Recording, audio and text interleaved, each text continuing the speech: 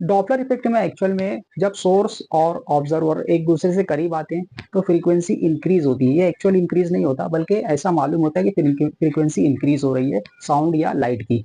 जब सोर्स और ऑब्जर्वर एक दूसरे से दूर जाते हैं तो ऐसा लगता है कि फ्रीक्वेंसी डिक्रीज हो रही है। तो इस चेंज को एपरेंट चेंज कहते हैं, एपरेंट चेंज इन फ्रीक्वेंसी।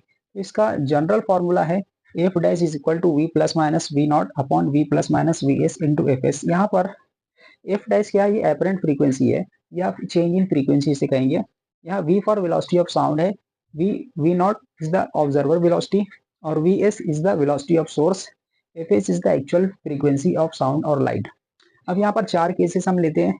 पहले केस में सोर्स स्टेशनरी है और ऑब्जर्वर उसके जानिब आ रहा है, उसकी तरफ आ रहा है, तो यहाँ पर रिलेटिव वेलोसिटी का कंसेप्ट यूज करेंगे। तो यहाँ पर वेलोसिटी ऑफ साउंड में ऑब्जर्वर वेलोसिटी ऐड होगा। ठीक है, जब कोई ऑब्जेक्ट अपोजिट में मूव कर रहा है वेलोसिटी में, अपोजिट डायरेक्शन में, तो वेलोसिटीज ऐड होती है। और नीचे वेलोसिटी ऑफ साउंड और सोर्स वेलोसिटी जीरो है, इसके लिए यहाँ पर ऊपर वाला टर्म ज्यादा है, इसके लिए यहाँ फ्रीक्वेंसी इंक्रीज होगा। सेकंड केस में सोर्स स्टेशनरी है और ऑब्जर्वर इससे दूर जा रहा है, तो ऐसा लगेगा कि फ्रीक्वेंसी डिक्रीज हो रही है।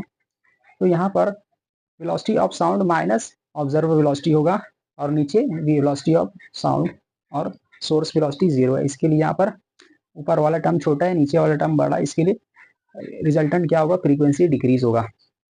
थर्ड केस में ऑब्जर्वर स्टेशनरी होगा और सोर्स उसकी तरफ आगे बढ़ेगा, तो यहाँ पर फ्रीक्वेंसी इंक्रीज होता हुआ दिखाई देगा।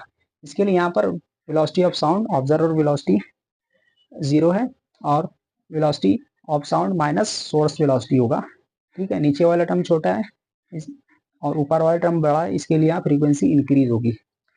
चौथे केस में ऑब्जर्वर स्टेशनरी है और सोर्स उससे दूर जा रहा है, तो फ्रीक्वेंसी डिक्रीज होती हुई नजर आएगी। तो इसके लिए यहाँ पर sound velocity observer velocity zero है और velocity of sound plus source velocity होगा और as a result frequency decrease होगा। Thank you.